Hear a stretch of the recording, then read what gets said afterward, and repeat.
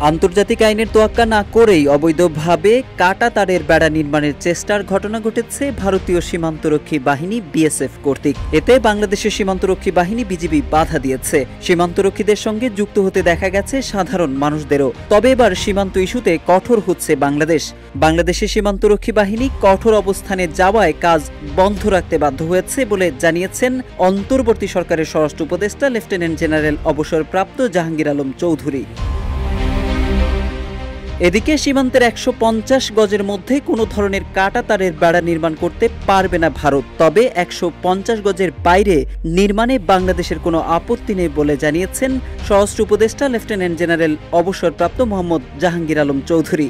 আজ সচিবালয়ে বাংলাদেশ ভারত সীমান্ত পরিস্থিতি নিয়ে আয়োজিত এক প্রেস ব্রিফিংয়ে স্বরাষ্ট্র উপদেষ্টা এসব তথ্য জানান। কেউ না বুঝলেও আমরা আপনার প্রয়োজন বুঝি, আর তাই তো অত্যাধুনিক ফিচার সম্বলিত বিভিন্ন সাইজ আর কালারের ২৫০টিরও বেশি ডিজাইন অপশন নিয়ে ওয়ালটন স্মার্ট ফ্রিজ বোঝে আপনার প্রয়োজন।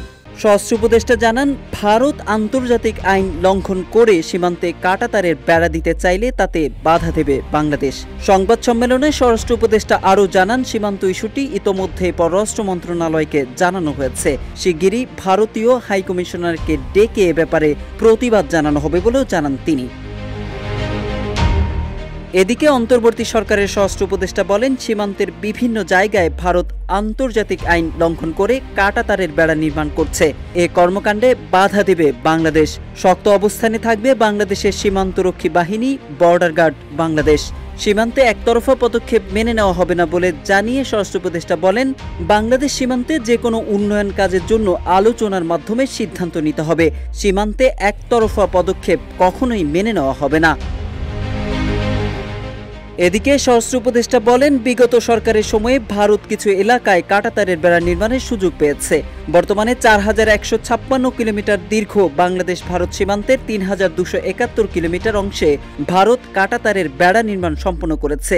তবে বাকি ৮৮৫ কিলোমিটারের কাজ এখনও বাকি রয়েছে।